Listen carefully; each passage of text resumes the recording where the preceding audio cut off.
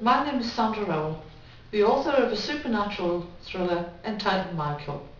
I'm going to read a short excerpt from this book. Michael is the eldest of two children born to Mary and David Brewer, the other being his little sister Madeline, who is 12 years old. The Brewer home is a typical English country cottage. There are 3 bedrooms, a cosy living room, a neatly kept dining room, a real old-fashioned country cottage kitchen. The bathroom is the only room in the house that has been thoroughly modernised. The outside of the property has several apple trees to the rear, and in the summertime the front of the old stone cottage is covered with a beautiful array of brightly coloured roses. To the left beneath the window, sheltered by the cottage, is a herb garden, and beyond that is the vegetable patch. To the right, a well-manicured lawn.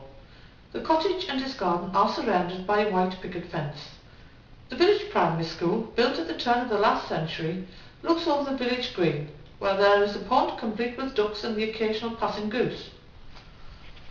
Between 4 and 11 years of age, Michael went to school there, and by all accounts he was a very attentive student. His parents were aware from an early age that besides being a thoughtful and imaginative young man, Michael had a very sensitive nature. Many of the times when he would bring home an injured animal and nurse it back to health before setting it free in its natural habitat. Often his mother would despair the menagerie of beasts limping around the place like war-weary casualties. But she knew that if anyone could nurse them back to health, it was Michael, and she was deeply proud of that. There's no secondary school in Hamilton, so the children are collected by bus and driven to the neighbouring village of Chiswick. Each day the same bus brings them home again. Many of Michael's friends live in the village of Chiswick, and this is where he tends to spend most of his weekends. Over the years, Michael's love of animals developed to such a degree that on school holidays he could always be found working on the neighbouring farm with his father. He loved nothing more than feeding the cows, rounding up the wayward sheep, and feeding the ever-hungry pigs as they wallowed in the mud. It was perhaps because of their lifestyle that he was not so keen on cleaning out the pigsties. Dad would tease him and tell him it was just the fragrances of nature when he complained of the smells. Horses were Michael's real passion. He loved everything about them, including the smell. Occasionally old Dawson would let him ride on the back of the horse as it pulled the cart to market, and for him it was the highlight of his day. It might only have been riding on the friendly old cob, taking the cart full of fresh milk, eggs and other farm produce to the market, but in his mind he was sitting proud, like a royal horse guard riding gallantly down the mall in front of 10,000 cheering sightseers. Market day was Saturday, and villagers from all the neighbouring villages would come to buy and sell. It was Michael's job to look after the stall with the homemade jams, chutneys and all of the homemade produce. He loved every minute of market day and would go home at night very tired but happy.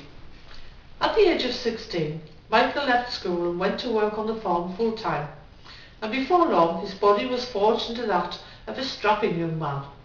By the age of 19, he was simply an Adonis.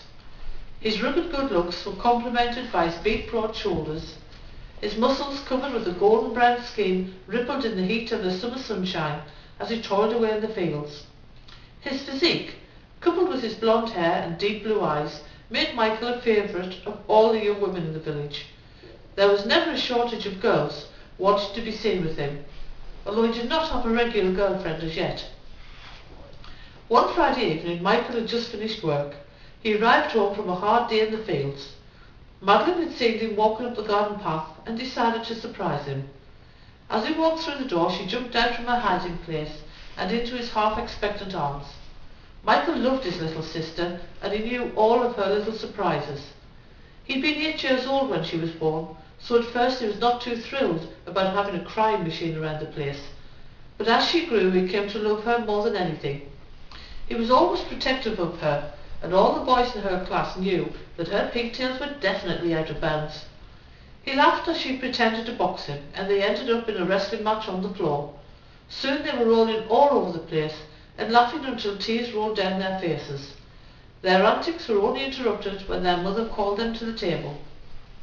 After tea, Michael decided that as the weather had turned bad, he was going to stay in and play games with Madeline to pass the night away. By 11 o'clock, Madeline was tired, and it was only the presence of Michael that was forcing her to keep his weary eyes open. It was only when her mother ordered her to bed that she gave in to the call of sleep and trudged upstairs to bed. She whispered a sleepy good night to everyone, and in a final play of giddiness she gave Michael a playful thump on his back. He took his cue as usual and chased up the stairs after her. 7 o'clock on a Saturday morning, and the sun was shining brightly through the gap in the curtains as Michael awoke and stretched. He lay in his bed looking at the ceiling with his hands clasped behind his head and a smile on his face. He was thinking about the day ahead. The birds were singing in their frantic morning chorus, and with the fresh smells of another beautiful day wafting in through the open window, this promised to be a great weekend. No need to hurry, as he did not work on Saturday. He could take as much time as he wanted to do exactly what he liked. Madeline knocked on his door and peeped into his room, asking to come in. Michael didn't answer. He just playfully made a face at her, as if he was expecting another onslaught. She got the message, and instead of an all-out assault, she quietly sat on the edge of his bed. They chatted away about her week at school and what she and her friends had been up to. Michael and his parents had always instilled into Madeline the need for a good education. She was a good student, and Michael was always ready to listen to her and give her advice if she asked for it. This morning she had a sad look on her face. Michael asked her what was wrong. She paused and thought for a moment before asking Michael if he was all right. "Why do you ask that, Maddie?" he smiled. "I don't know exactly," she said. "I just have a funny feeling that something's going to happen today. Something bad." Michael sat up and held his powerful hand out towards her. She moved in closer, and he put his arm around her shoulder, telling her not to worry. "What could possibly happen to us? We have great parents.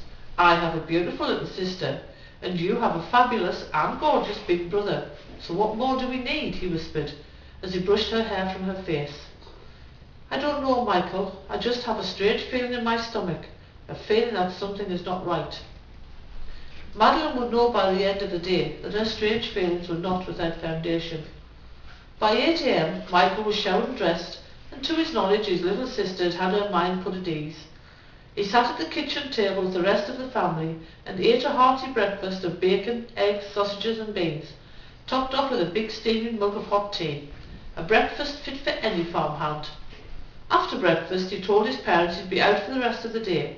Then, as he playfully kissed Madeline on the head, he reminded his mom he'd be home in time for supper. Saturday was the day he spent with his friends, and this Saturday was going to be no different than any other. Every weekend Michael would head off to Chiswick and meet up with his friends. Their routine seldom varied: meeting in the village square, a few drinks and a meal in the local pub, a bit of fun with some of the local girls and plenty of laughter. A far cry from the things they used to do as children. As I've said, Michael had many endearing qualities, but the one slight chink in his otherwise pristine nature was he was extremely wary of people he did not know, and would take his time in getting to know someone he'd met for the first time. He was a child that any parent would be proud of, but along with every growing boy there is some level of excusable waywardness, and Michael was no different in that sense. He got into his fair share of trouble for breaking windows while playing football in the street, and like his friends he would laugh and run away. Of course, when his parents found out what he'd done, he was made to pay for the windows and punished accordingly. But having said that, he was always forgiven to a fair degree by the fact that there was nowhere for the young to play in the quiet little village.